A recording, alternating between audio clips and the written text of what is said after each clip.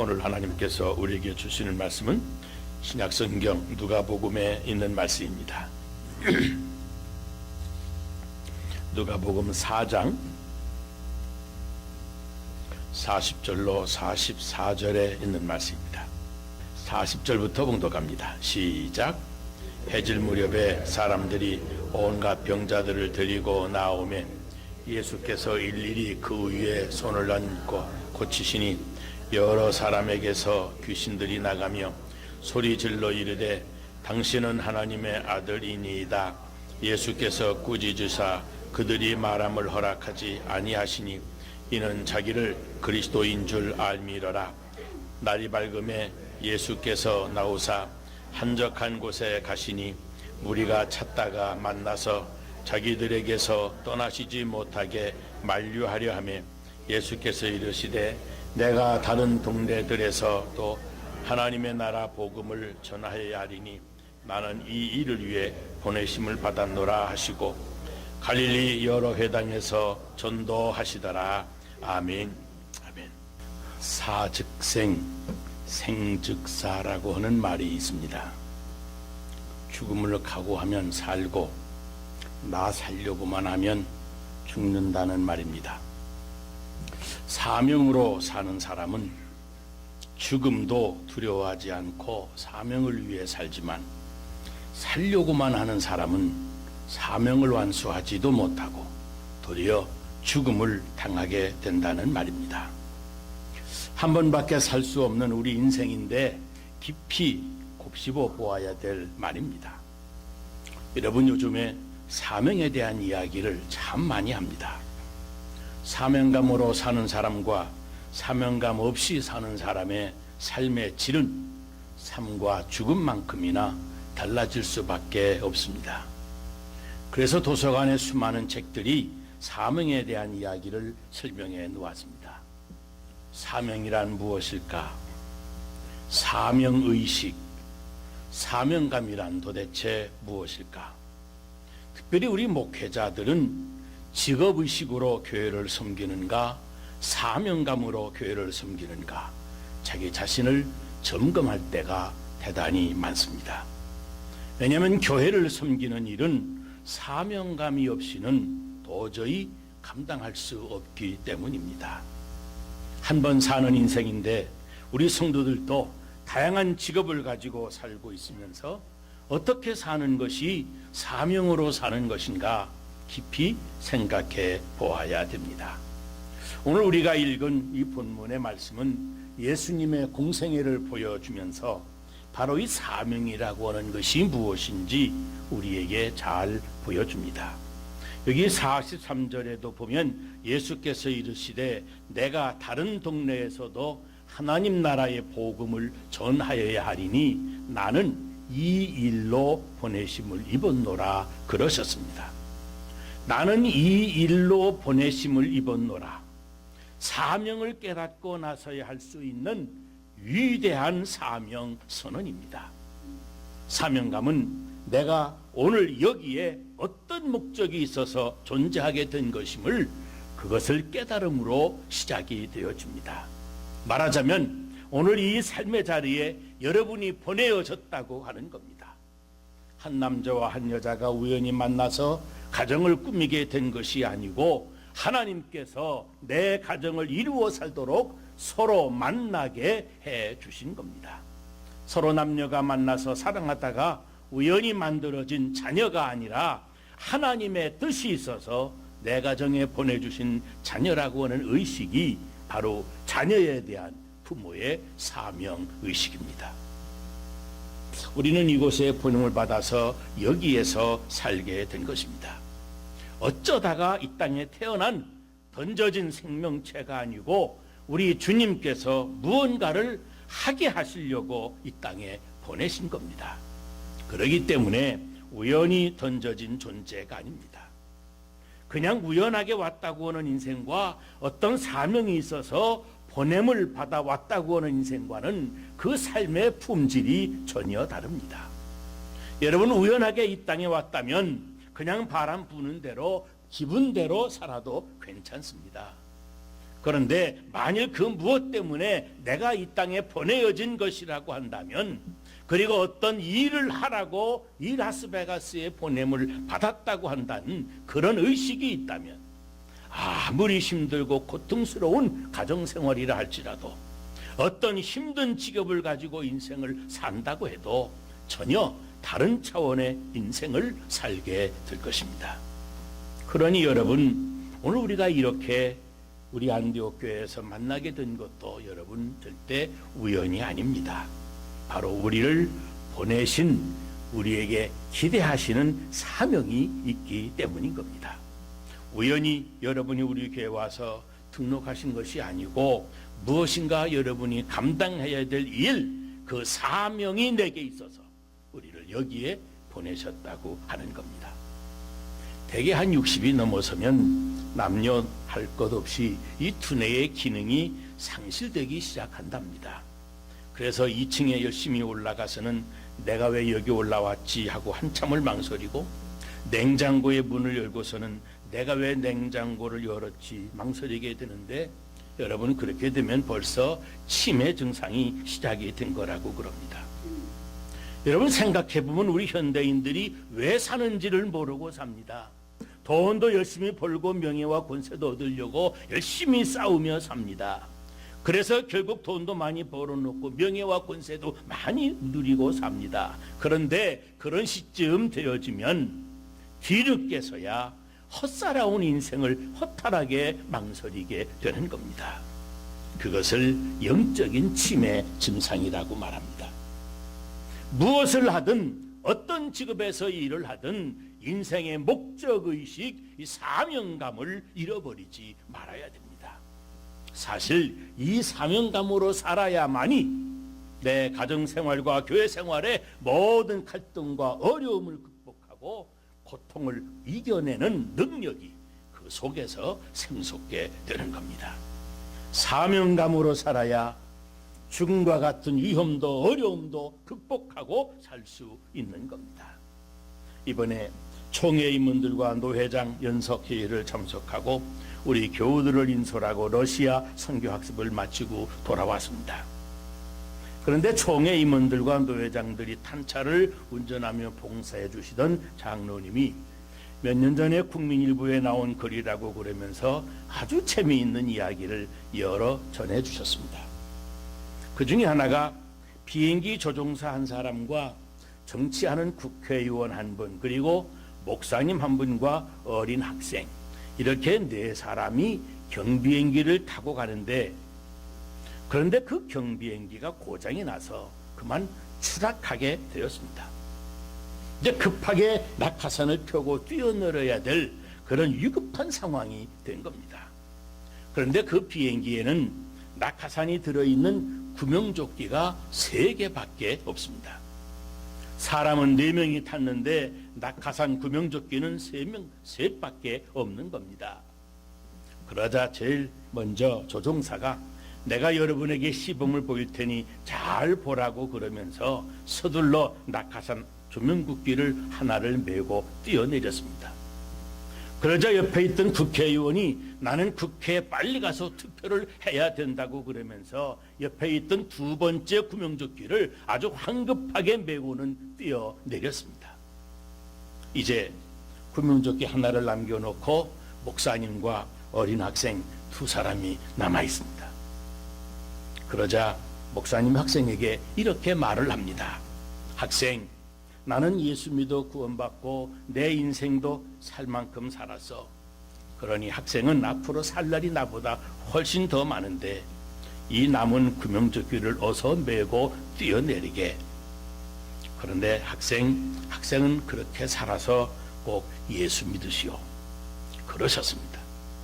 그러자 그 하나 남은 구명조끼를 이렇게 바라보던 학생이 목사님, 우리 둘 다 살았어요. 아까 그 국회의원이 너무 황급하게 구명조끼를 밀고 뛰어내린다고 하는 것이 그만 내 책가방을 메고 갔어요. 그래서 여기 구명조끼가 이렇게 2개가 남았어요 하더랍니다. 사즉생, 생즉사라고 하는 말. 죽음을 각오하면 살고 나만 살려고 하면 죽는다고 하는 말입니다. 사명으로 사는 사람은 죽음도 불사합니다. 그리고 삽니다. 그런데 본문에 보면 예수님이 왜 보냄을 받으셨는지, 무엇 때문에 보냄을 받았는지 알고 계신 것을 알 수 있습니다.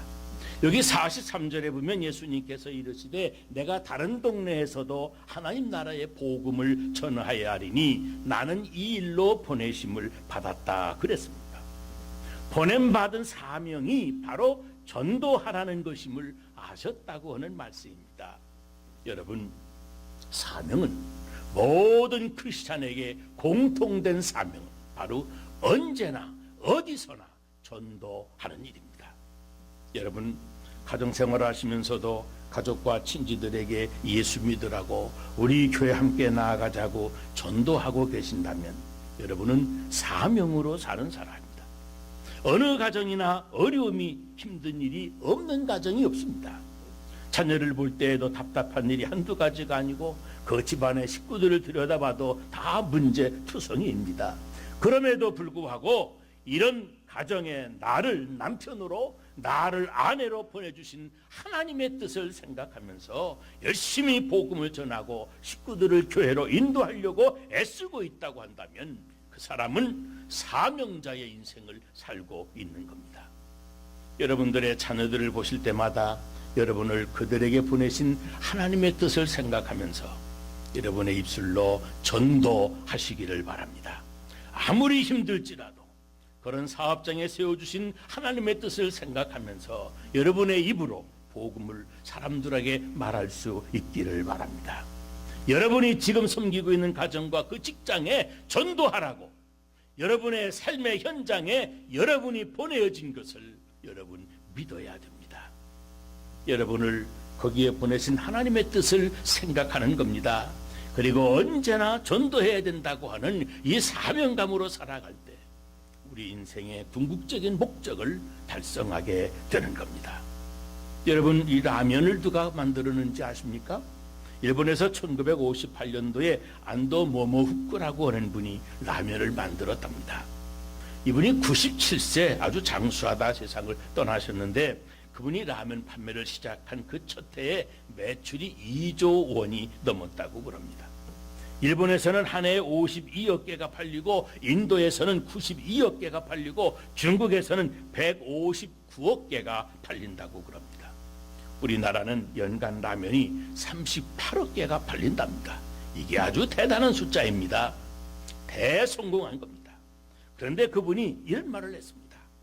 사업을 시작하는 기업은 사람이 하지만 사업을 완성하는 성업은 하늘이 한다. 그렇게 말을 했습니다. 사업을 벌리는 것을 기업이라고 하고 그 사업을 완성하는 것을 성업이라고 그러는데 기업은 사람이 하지만 성업은 하늘이 한다는 겁니다. 하늘이 한다. 이게 놀라운 표현입니다. 그 사람은 하나님을 알지를 못해서 하늘이 한다고 표현했지만 그 뜻은 사업을 이루어 완성하시는 분이 하나님이라고 하는 말입니다. 사람이 마음으로 자기 갈 길을 계획할지라도 그 발걸음을 인도하시는 이는 여호와 하나님이라고 하는 말씀과 같은 뜻입니다. 그러므로 우리는 어떤 일을 해도 하나님의 뜻을 생각하며 일을 해야 됩니다.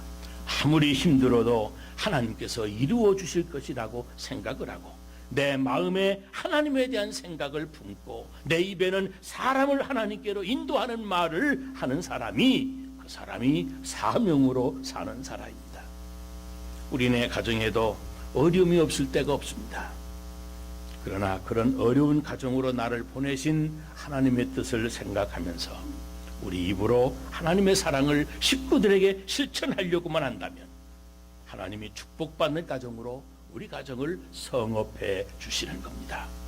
사업이 힘들고 그리고 어려워도 마음속에 그런 어려운 사업장에 보내신 하나님의 뜻을 생각하고 시작은 미약했으나 나중은 장대하게 해주시는 하나님의 능력을 입으로 시인하고 위하여 기도하고 서로 격려하면서 열심히 일하게 되면 하나님께서 창대하게 해주시는 기적으로 성업을 해주실 것입니다.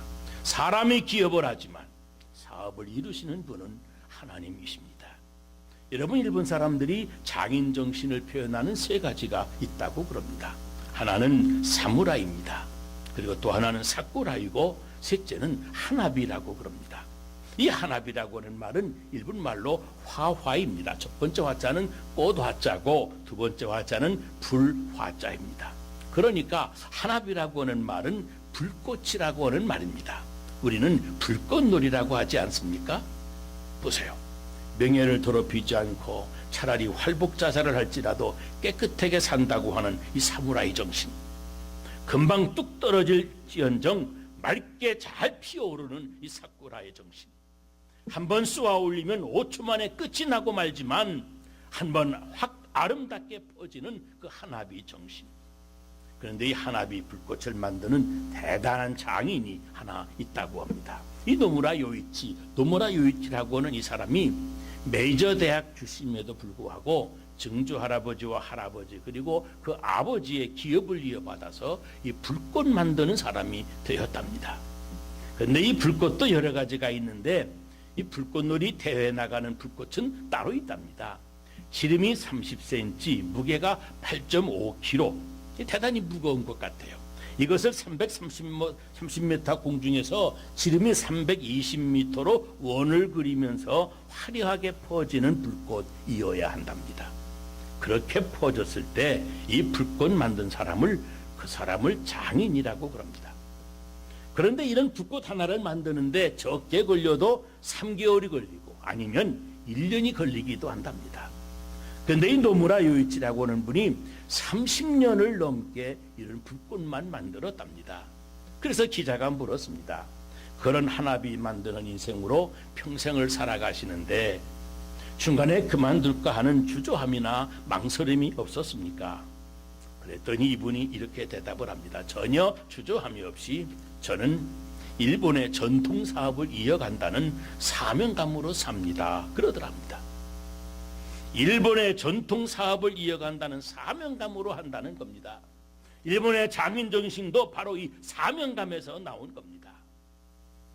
여러분, 사명감으로 사는 사람은 30년 동안 그 한 가지 일에 매달려도 결코 후회하지를 않습니다. 320m 한 퍼지면 잘 만들어도 그거 헛것입니다. 다시 만들어야 됩니다. 그렇게 많은 실패를 해가면서 30년 동안이나 불꽃만을 만들었지만 한 번도 망설임이 없었습니다. 왜요? 바로 일본의 전통 사업을 이어간다고 하는 그 자부심과 사명감 때문에 그렇습니다. 불꽃 하나를 만들어도 사명감으로 사는 사람은 이렇게 삶의 품질이 다릅니다. 여러분, 우리가 전도하지 않습니까? 나는 전도하는 일을 하라고 하나님께서 나를 이 세상에 보내셨다고, 이 세상에 보냄을 받았다고 하는 그 뜨거운 사명감이 여러분의 가슴에서도 충만하게 되시기를 바랍니다. 끝번에 러시아 선교학습을 다녀왔는데 선교사들에게도 장인 정신이 있는 것을 볼 수가 있었습니다. 우리가 후원하고 있는 곽방계 선교사님, 그 러시아에 가서 그 젊은 나이에 주민들에게 사랑을 베풀고 도움을 베풀어 준 것뿐인데 러시아 KGB에게 끌려가서 며칠 동안에 매를 맞고 차가운 콘크리트 바닥에 쓰러져 있다가 그리고 밖에 나와서는 또 전도를 한답니다. 그 선교 지역이 추운 곳이라서 얼마나 고생이 심한지 고생을 하다가 스트로크를 맞아서 몸을 쓸 수 없는 반신불수가 되기도 했습니다. 은혜로운 한의사 집사님에게 침을 맞고 기적적으로 회복이 되었는데 회복이 되니까 그날로 다시 선교지에 돌아갔다는 겁니다. 전도, 선교해야 된다고 하는 사명감 때문입니다. 하나님이 나를 여기에 선교사로 파송하셨다고 하는 이 자부심, 전도의 장인이 바로 그것인 겁니다. 어떤 분은 러시아에서 선교하다가 깡패들 칼에 찔려 죽었습니다. 그러다 그 사모님은 그 선교 사역을 멈출 수 없다고 한국에 돌아가지를 않고 거기 남아서 남편도 없이 선교 사역을 계속했습니다. 그래서 사모님마저 그 선교지에서 선교 사역을 하다가 암으로 돌아가시게 됩니다. 러시아 공인묘지에 있는 남편 선교사님 묘지에 함께 합장되어진 것을 보았습니다. 금년에 우리 장로교단에서 순교자라고 인정을 해준 그 비석 앞에 서서 우리 선교학습팀들이 눈물로 기도하고 돌아왔습니다. 여러분, 선교사들 전도의 장인 정신이 있습니다. 영혼 구원에 대한 사명감으로 그렇게 멈추지 아니하는 전도의 장인으로 살기 때문에 그 복음의 풀모지에서 위대한 사도행전의 역사를 다시 써가는 겁니다. 여러분, 우리는 이 라스베가스에 파송된 선교사들입니다. 우리는 라스베가스에 파송된 선교사들입니다. 하나님이 나에게 여기 라스베가스에서 전도하며 살라고 여기에서 살게 된 것이라고 하는 이러한 영적인 자부심으로 이 전도의 장인들이 되어야 될 줄로 믿습니다. 오늘 여기 40절 말씀을 보면 해질적에 각색 병으로 앓는 자 있는 사람들이 다 병인을 데리고 나오매 예수께서 일일이 그 위에 손을 얹으사 고치신 것을 표현해 주고 있습니다. 여러분, 예수님께서 병을 고치시는데 날이 어두워지는데도 환자들이 자꾸 찾아오는 겁니다. 그런데도 우리 예수님은 한 사람 한 사람 손을 얹으시고 기도하시면서 고쳐주셨다는 겁니다. 날이 어두우면 야 그만하자, 어두울 때까지 했으면 많이 했잖아, 그러니 내일 하면 되지, 이제 그만 쉬자, 그래도 되지 않겠습니까? 그래도 잘못된 것 없지 않겠습니까? 그런데 멈추지 않고 끝까지 하신 겁니다.